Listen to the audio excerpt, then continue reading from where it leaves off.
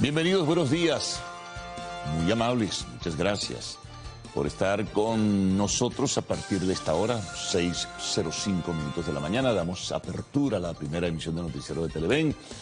Estamos frente a una nueva jornada y por supuesto que está desarrollándose. Y tenemos una propuesta informativa que comenzaremos a presentarles a todos ustedes. En primera instancia con el resumen, luego los titulares, sumamos diferentes segmentos, la información del tiempo y siempre lo que ustedes, esto en la primera parte, ¿no?, nos envían a través de la red social X, que ya está abierta para la participación. A posteriori tendrán ustedes todas las informaciones con los detalles, ¿no? Y bueno, lo que vaya alimentando el inventario de noticias en el día de hoy, día jueves 14 de marzo. Bienvenidos entonces a la primera emisión de Noticiero de Televen. Comencemos a presentar pues las informaciones más importantes, por lo menos los elementos más importantes de las noticias que más destacan. Sigue la controversia entre los gobiernos de Argentina y Venezuela. Ayer Manuel Adorni, portavoz presidencial del gobierno de Javier Milei, volvió a referirse al tema de la prohibición de que aviones que vayan hacia la Argentina o en destino hacia otro lugar de la América, pues vayan a cruzar el espacio aéreo venezolano. La protesta en detalles no se conoce, todavía no se sabe cuáles son las acciones diplomáticas, salvo que se anunciaba que ante la Asociación Internacional de Aviación Civil iba a presentarse formalmente la protesta, pero los detalles aún no se conocen, solo esta nueva declaración que se suma a otras que ya había ofrecido el gobierno de Javier Milei. También acá en Venezuela hubo repercusión, se refirió al tema en su programa de los miércoles en la televisión estatal el primer vicepresidente del PSV, Diosdado Cabello, quien hizo referencia a Milei y le emplazó preguntándole: ¿te duele, Milei? Esto a propósito de un anuncio adicional que se hizo también, que se conocía, de las pérdidas económicas que esto registraría, el desplazamiento hacia otro sitio para tomar la ruta hacia, por ejemplo, Punta Cana, Nueva York, Miami. Tomando pues la ruta directa sobre el espacio aéreo venezolano, pues se acortaban seguramente los gastos por combustible. Sin embargo, surge un elemento sobre el que todavía no hay ninguna respuesta.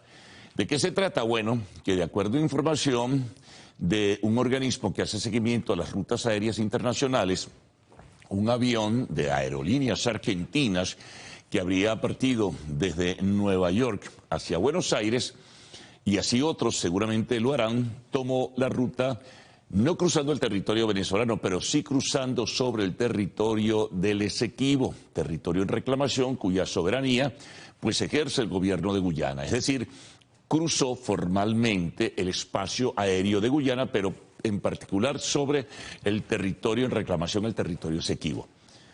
Es probable que la Cancillería venezolana haga algún pronunciamiento en este sentido. Por lo pronto es una conjetura que surge pues de esta intensidad y de estas contradicciones que muy probablemente habrán de profundizarse entre el gobierno de Maduro y el gobierno de Milei. Hay evidentes concepciones en choque, hay evidentes diferencias ideológicas entre lo que es la orientación o filosofía del gobierno argentino y la orientación y filosofía del gobierno venezolano.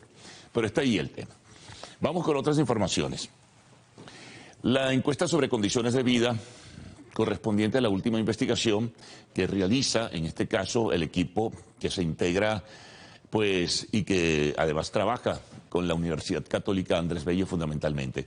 Es extenso, esto habrá que segmentarlo quizá en los próximos días, pero en resumen o en síntesis se refieren a temas como la alimentación, la pobreza, la educación.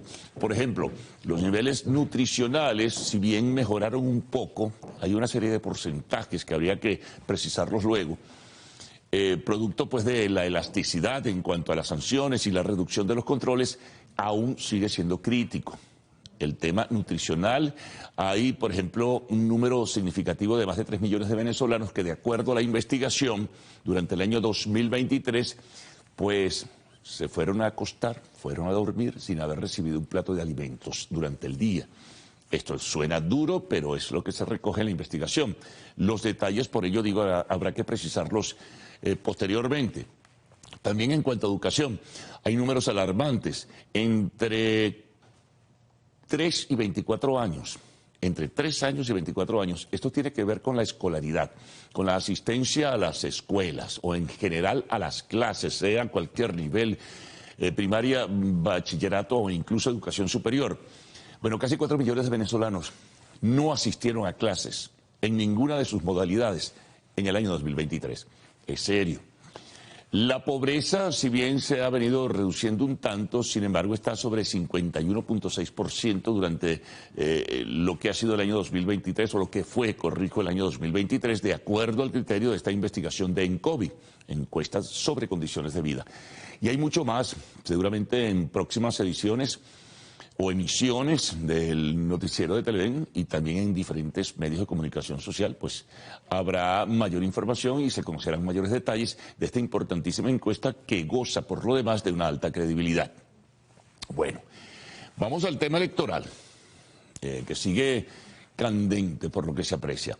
Vamos en principio a lo que fue el pronunciamiento del grupo que acompaña o comando de campaña de la candidata María Corina Machado, que está inhabilitada por la decisión del Tribunal Supremo, como bien se conoce. Bueno, frente a la advertencia que hizo un competidor en las primarias de la oposición, Andrés Caleca, quien fue presidente del Consejo Nacional Electoral, pues quien dijo que si se invitaba a la abstención, él inscribiría su candidatura como una oferta porque cree en las elecciones más allá de las limitaciones y las restricciones que pudiera haber.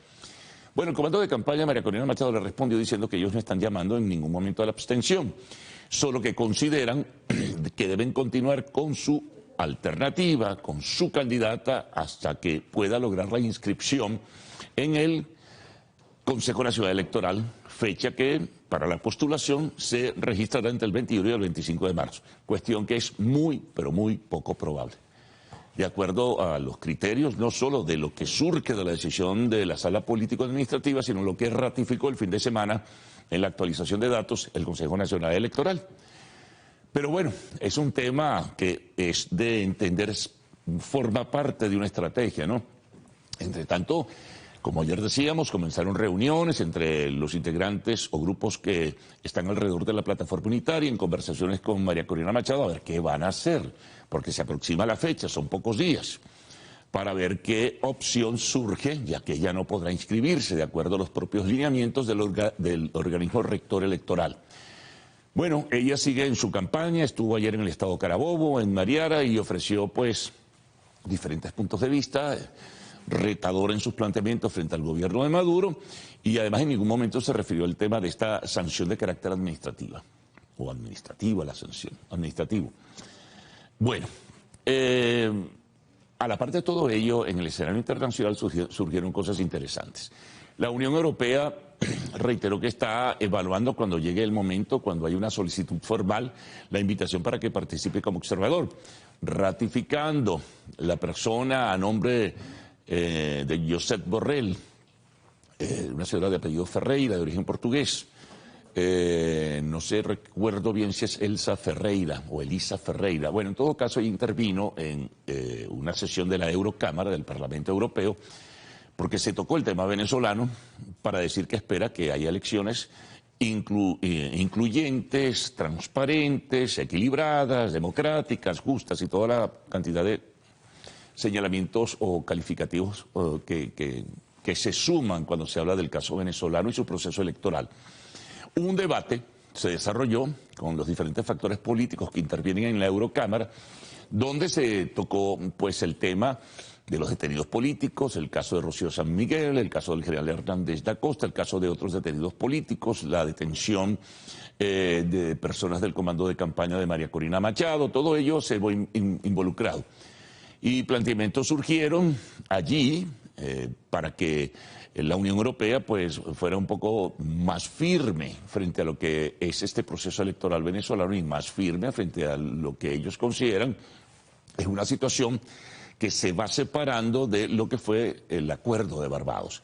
También en el Congreso de Diputados de España se desarrolló una discusión también importante donde el grupo o integrantes del grupo del Partido Popular señalaron que Europa debería renovar las sanciones en contra del gobierno e integrantes del gobierno venezolano. También hablaron del acuerdo de Barbados y de la separación gradual que hay, o la separación para otros ya definitiva de lo que se firmó. En fin, cuestiones de la política internacional, por ello trasciende lo que está pasando en Venezuela en otras latitudes. Bueno, seguimos. Vamos con otro tema importante. Ayer Nicolás Maduro se refería a lo que son las proyecciones oficiales en cuanto al crecimiento económico del país. Dijo que lo que se calcula, lo que maneja el gobierno sobre el crecimiento económico para este año 2024 es de 8.8%, 8.8%. Manejó cifras del 2023 sobre un crecimiento de la economía real, como la denominó, de 5.1%. Sin embargo, dijo que eso va a ocurrir con sanciones o sin sanciones. Y asumió un reto hacia el gobierno de los Estados Unidos sobre el tema de las sanciones, que poco le importarían porque Venezuela no se va a detener, Venezuela va a seguir adelante. En fin, fueron parte de las expresiones que utilizó Maduro sobre esto. Incluso dijo, me sabe a casabe el tema de las sanciones, ¿no? Es decir, que parecería no tener temor el gobierno venezolano si el 18 de abril, que es la fecha cuando vence este semestre de alivio, el gobierno de los Estados Unidos renueva sanciones, ya sea parcial o globalmente. Vamos con temas internacionales, ya que mencionamos los Estados Unidos. Se ratificó lo que ya adelantábamos en el día de ayer. Definitivamente, ya con los resultados a la mano, son definitivamente, por número de delegados para las respectivas convenciones, son los candidatos presidenciales del Partido Republicano y el Partido Demócrata, Donald Trump y Joe Biden. Ganaron, pues, ya no tienen más que competir, sino seguir realizando las convenciones, ratificando y sumando delegados en este sentido, para cuando entre julio y agosto se realicen las convenciones finales, que les ratifiquen como candidatos presidenciales. Hay una controversia abierta con los Estados Unidos. Buena parte de ese país no quisiera que estos fueran los candidatos. El tema de Biden por la edad, el tema por su...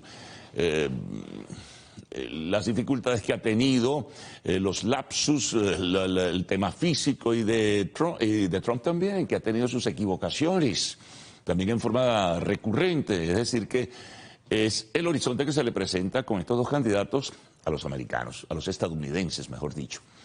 Bueno, otra información importante en el plano internacional: fue destituido el jefe de la Armada rusa. Vladimir Putin lo destituyó por los fracasos, así ha sido denominado por el gobierno de Kiev, que ha tenido, sobre todo por los ataques con drones y misiles balísticos, la flota en el Mar Negro. Se han hundido aproximadamente en un semestre 15 navíos, y eso para Putin y para los integrantes del gobierno de Putin es un fracaso. Por lo tanto, el responsable de la Armada de Rusia pues fue destituido y se conoció en el día de ayer. Eso es importante.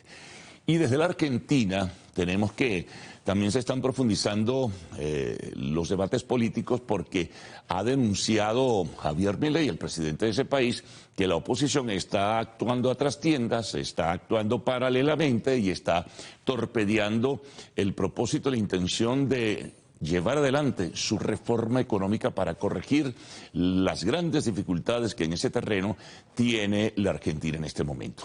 Él ha hecho una propuesta para la firma en el mes de mayo de una serie de iniciativas, una propuesta para los gobernadores, que en su mayoría son opositores. Hay que ver, ayer decía que hay una intención de torpedear, y en el Congreso de la Argentina pues se van desarrollando una serie de debates en este sentido. Deportes. Bueno, vamos con el fútbol. Ya están definidos los que clasifican a cuartos de final de la UEFA Champions League. Este viernes debe ser el sorteo, el cruce de equipos, gran expectativa. Ayer clasificó en un agonizante partido el Atlético de Madrid, que tenía tiempo que no llegaba a cuartos de final, pues ganando por vía de los penales al Inter de Milán. 3-2.